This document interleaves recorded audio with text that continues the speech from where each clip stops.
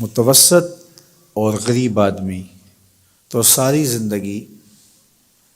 جس طرح کولو میں بیل جتا ہوا ہوتا ہے، کام کاج میں جتے رہتے ہیں اور کمائی کر کر کے لوگوں کی ضرورتیں ہی پوری کرتے رہتے ہیں۔ ایک بیٹی کی شادی کی اور جمع شدہ پونجی اس پہ لگا دی، مقروض ہو گئے، پھر کچھ عرصہ قرضہ اتارتے رہے اور پھر اس کے بعد بیٹی کی شادی کی تیاری میں لگ گئے۔ اور اسی طرح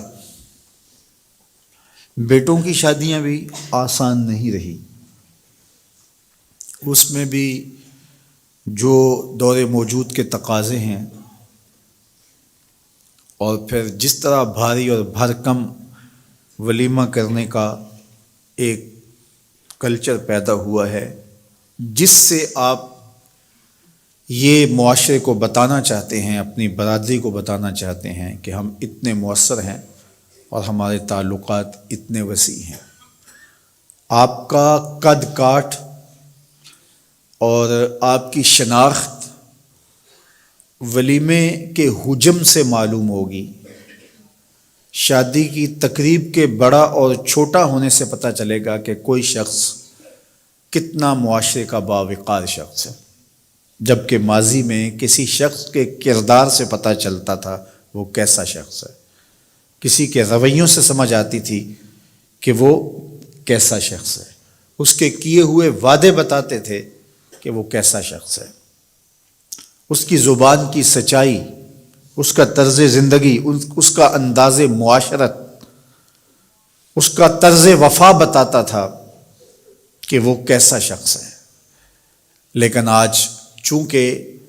یہ اقدار دم توڑ گئی ہیں تو ہم اپنے آپ کو بڑا بتانے کے لیے اور اپنی شناخت کروانے کے لیے ہم ان چیزوں کا سہارا لیتے ہیں جو کسی شخص کی شناخت نہیں ہوتی۔ تقریبات کا حجم بڑھا کر کے اور اپنی دولت کی نمائش کر کے اور کچھ شخصیات کو اپنے پاس مدعو کر کے ہم یہ تاثر دینا چاہتے ہیں کہ ہم اس معاشرے کے انتہائی اہم شخص ہیں اور ہمارے تعلقات کا سلسلہ بہت دور تک پھیلا ہوا ہے، اور نتیجہ کیا کہ ہمارا سارا سرمایہ انہی کاموں کے اندر صرف ہو رہا ہے۔ متوسط لوگوں کے لیے بہت بڑی مصیبت اور بہت بڑا مسئلہ بن جاتا ہے، اور غریب آدمی بھی اس چکی میں پس رہے ہیں۔ یہ جہیز کا کلچر اور یہ لشکر کی صورت میں باراتوں کی آمد، گھر کے کچھ افراد اور کچھ ضروری لوگ اگر آ جائیں تو اس میں کوئی حرج نہیں ہے، لیکن یہ 500 لوگ ایک لشکر کی صورت میں بیٹی والوں کے گھر آئیں، اس کی کوئی تک بنتی نہیں ہے۔ اور پھر لوگ شروع یہاں سے ہوتے ہیں کہ آپ نے جو دینا ہے وہ تو اپنی بیٹی کو دینا ہے، ہمارے یہ مہمان آپ کے ہاں پہلی بار ہی آئیں گے تو ہمارے مہمانوں کو خوش ہونا چاہیے، ان کے بیٹھنے کا انتظام اچھا ہونا چاہیے، ان کے کھانے کا اہتمام ٹھیک ہونا چاہیے، ہمارا تو بس یہی مطالبہ ہے۔ اور پھر وہاں سے راستہ کھلتا ہے اور جہیز کے مطالبات بھی شروع ہو جاتے ہیں۔ بیٹی والوں پہ بوجھ نہیں ڈالنا چاہیے، لیکن بیٹے والوں پہ بھی بوجھ نہیں ہونا چاہیے۔ جب کسی معاشرے میں نکاح مشکل ہو جاتا ہے تو اس معاشرے میں بدکاری پھیلتی ہے،